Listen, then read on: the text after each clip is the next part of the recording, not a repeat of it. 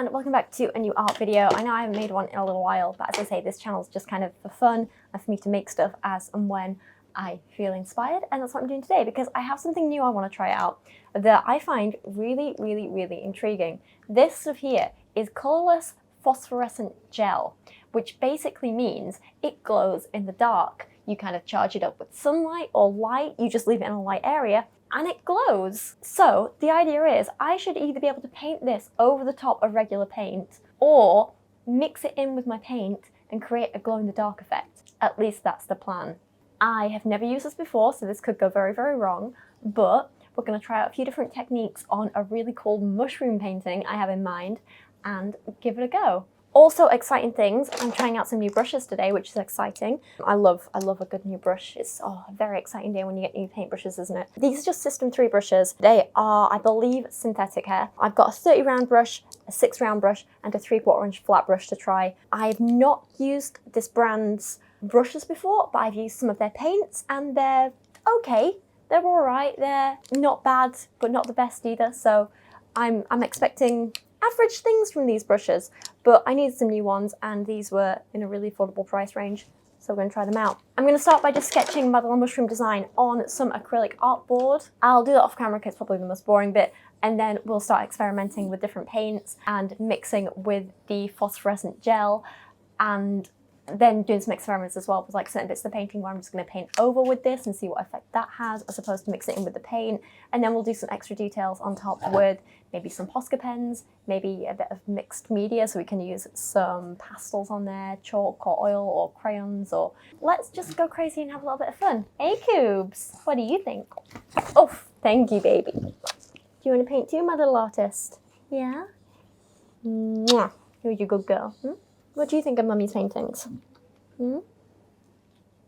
Oh, I see. I see how it is. Good girl. Well done. Well done. Mwah. Love you, pumpkin.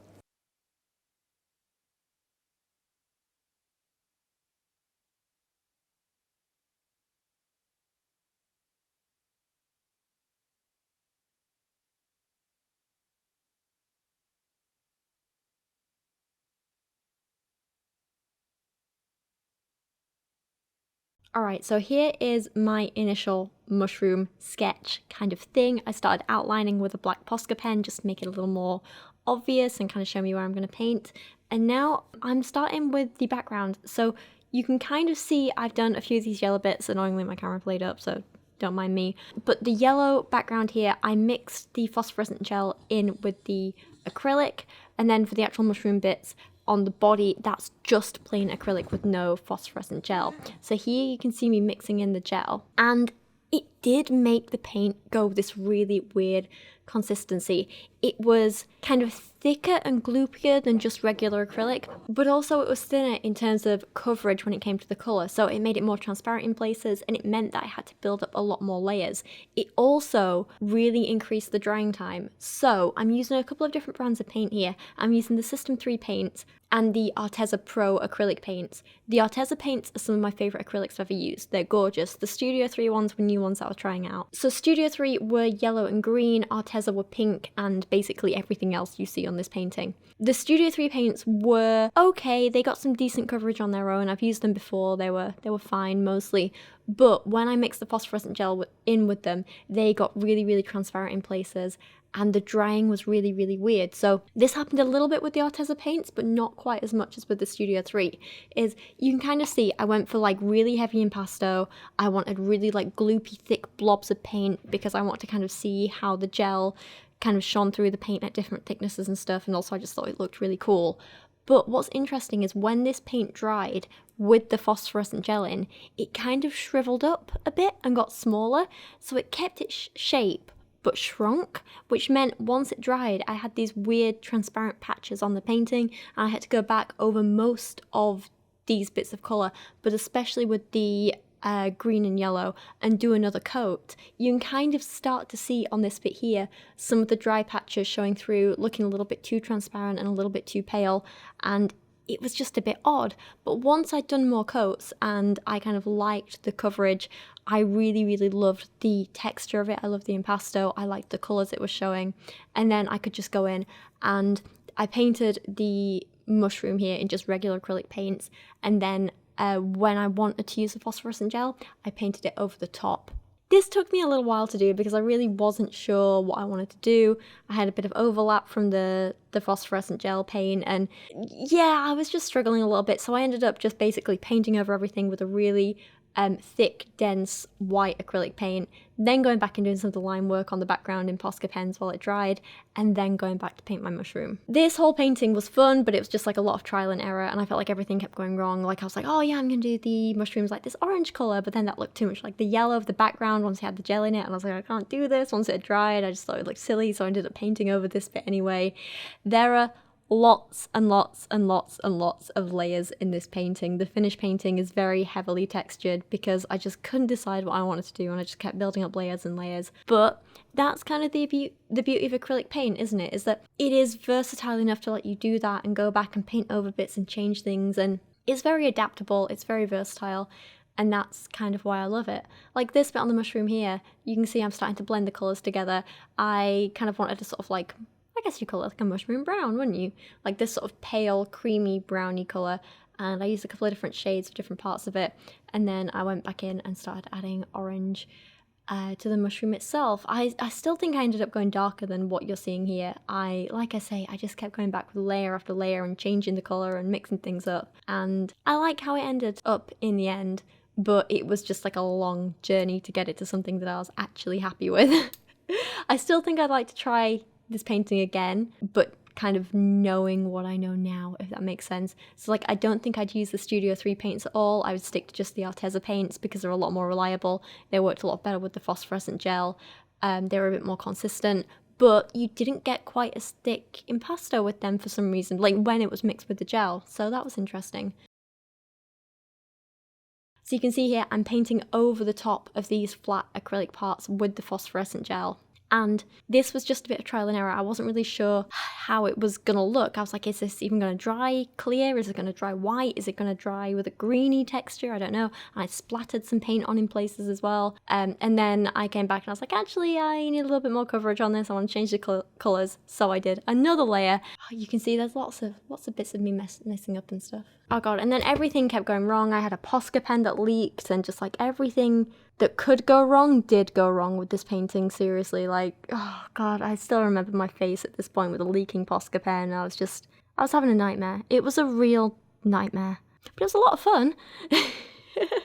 So in the end, to clean everything up, I just said screw it, and I went back in with more of the thick, high density white acrylic paint, painted over it again, and then went back in with another orange. And this time I was like, there's already so much texture under here, so I'm going to try and add even more texture with this acrylic paint. And I went in with very like deliberate brush strokes to try and make it look like the gills of the mushroom coming out from the center with the orange paint, but then I did go back over with Posca paint anyway and added more gills in there. So what you can see here is over a few of these bits, I'm going in with more of the phosphorescent gel, going over the flat bits of acrylic paint and the bits of acrylic paint mixed with the phosphorescent gel anyway. Kind of a different technique on different areas, in that on the flat areas I was just trying to get full coverage, whereas on the impasto areas that already have the phosphorescent gel mixed underneath, I was just trying to hit the high points, if that makes sense.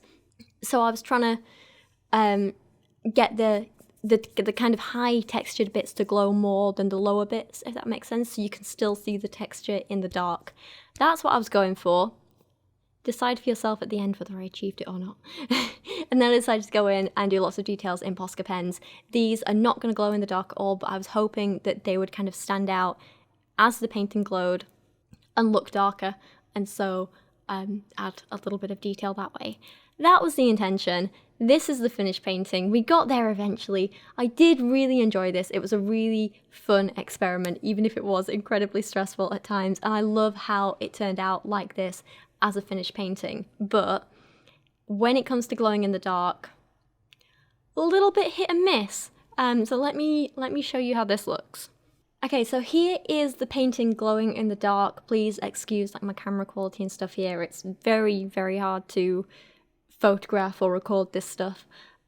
What I will say is that you do need to properly like charge the gel up before it glows, if that makes sense. So you either need to hold it near a bright light source like a lamp, or have it in direct sunlight before you take it into the dark to really make it glow, and it doesn't really kind of store that charge for very long, which is a little bit of a shame, but when it is glowing, I do still think it looks really, really cool. So you can see the areas where I painted the gel over flat acrylic paint, and the areas where I painted it over light coloured acrylic paint, they are glowing way, way more than any other areas. It was painted over this dark orange, but it's just not showing up as much. It was painted over some of the pink, and it was mixed in with the pink, and that's barely glowing at all. Whereas look at the bits over the white and the cream, really, really glowing. Look at the bits over the yellow, glowing quite a lot, and it was mixed in with the yellow as well. It's showing through little bits of it's showing the blobs of paint that I like splattered onto the canvas with my brush. It's showing them like quite well, but in the areas of the green and a lot of the pink, it's just not really showing up at all, which is a little bit of a shame. The blue, a little bit hit and miss in places as well. But all that said, it is still really cool, and I do think it's quite fun. I'm not quite sure why it looks as streaky as it does on the body of the mushroom. I don't know if to fix this I'd have to add another coat, or maybe it's something to do with the paint layer underneath. I don't quite know, but I kind of like the streakiness for this because I think it works with the mushroom shape and texture and what you'd expect. But it would be interesting to know why it's doing this, because if you do want more of a flat glow, how do you achieve that? Do you need to add another layer of gel over the top? Do you need to do something different with the paint beneath? The Posca pen details I do like. They do show as dark and kind of stand out against the glow in the dark bits. Because of that reason, I do think that's really cool. So I'm really happy with that. Overall, this probably wasn't like a 10 out of 10 amazing, wonderful success, but I still think it's a really cool painting. I really like what I did with it. I loved the process of it and having fun with it, even if it was frustrating at times and everything kept going wrong. But would I use this stuff again? Yeah, absolutely. It was a lot of fun. I wouldn't mix it in with the paint anymore.